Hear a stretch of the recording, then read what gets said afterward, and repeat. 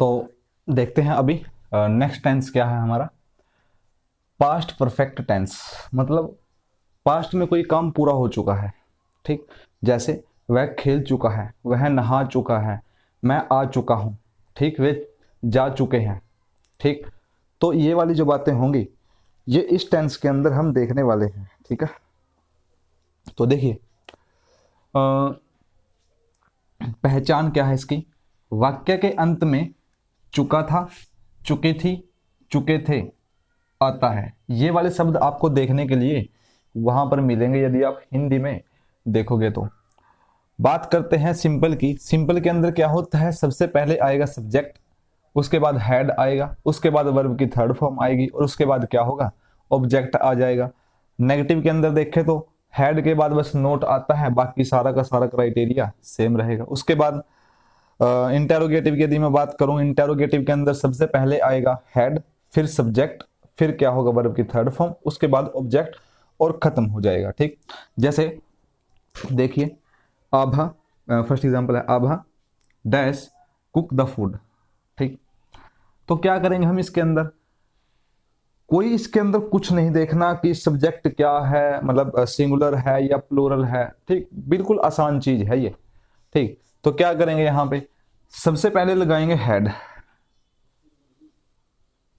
ठीक, उसके बाद वर्ब की third form cook, cooked, cooked.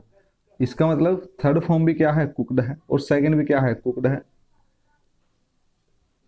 ठीक, उसके बाद देखना अभी आएगी असली चीज जो मैं हर वीडियो में बताता हूं ना, अभी वो आने वाली है। द पेशेंट डैश है, आगे आगे क्या है, डाई, फिर उसके बाद बिफोर द डॉक्टर कम। ठीक, उसके बाद यहाँ नीचे भी है एग्जाम्पल के अंदर क्या है कि भाई आई rich the station after the train leave. ठीक, तो देखना अभी मैं आपको ना एक चीज बताने वाला हूं, यहाँ पे ध्यान से समझना। ये बिफोर जो है ना ये बताएगा आपको कि मैं कौन सा टेंस हूं, ये आफ्टर है ना ये बताएगा आपको कि मैं कौन सा टेंस हूं। यदि एक सेंटेंस के बीच में क्या हो, बिफोर हो, बिफोर से पहले भी एक सेंटेंस हो और बिफोर के बाद भी एक सेंटेंस हो, वैसे ही आफ्टर से पहले भी एक सेंटेंस हो और आफ्टर के बाद भी एक सेंटेंस हो। ठीक, तो उस स्थिति के अंदर हम क्या करने वाले हैं, यदि बीच में बिफोर हुआ,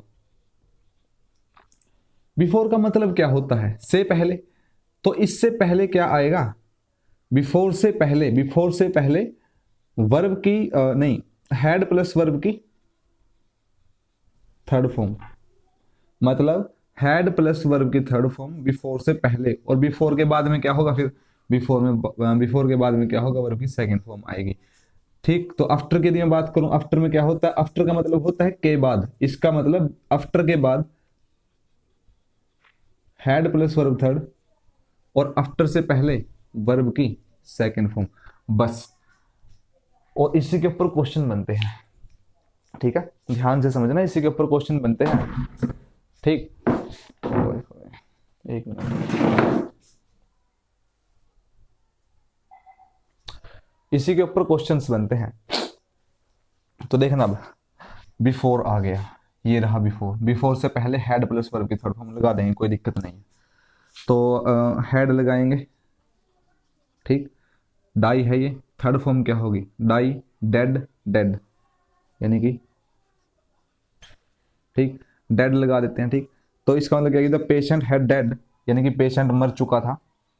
बिफोर द डॉक्टर, कम है, कम की सेकंड फॉर्म क्या होगी, कम, केम, कम, यानी कि सेकंड फॉर्म क्या है, केम, यानी कि केम आ जाएगा। इसका मतलब क्या हुआ फिर भाई, ये कह रहा है कि द पेशेंट हैड डेड यानी कि पेशेंट मर चुका था, before the doctor come, doctor के आने से पहले। उसके बाद I reach station after the train leave, देखा कि आफ्टर आया है, उसके बाद क्या आएगा, उसके बाद आएगा हैड प्लस वर्ब की थर्ड फॉर्म,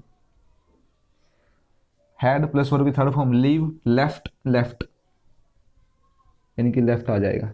ठीक है, यहां पर क्या आएगा फिर, इसका मतलब, इसका मतलब यहां पे रीच्ड आएगा यानी कि रीच, रीच्ड, रीच्ड।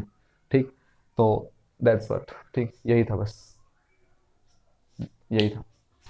तो यहाँ पे ना आपको 2 वर्ड का ध्यान रखना है। क्या? यदि बिफोर मिल जाए बीच में तो सतर्क हो जाना है बिल्कुल ही। आफ्टर मिल जाए तब भी, ठीक। बिफोर का मतलब से पहले होता है, इसका मतलब बिफोर से पहले क्या आएगा? हैड प्लस वर्ब की थर्ड फॉर्म। और आफ्टर का मतलब होता है के बाद, इसका मतलब क्या होगा कि हैड मतलब आफ्टर के बाद क्या आएगा? हैड प्लस वर्ब की थर्ड फॉर्म, ठीक। और पहले क्या आएगा फिर आफ्टर से? वर्ब की सेकंड फॉर्म आएगी। और बिफोर के बाद में क्या आएगा? वर्ब की सेकंड फॉर्म आएगी, ठीक है। तो आपको ऐसी ऐसी बातें यहाँ आपको देखने को मिलेगी, ठीक है। और मिलते हैं नेक्स्ट वीडियो के अंदर, तब तक के लिए टाटा बाय बाय।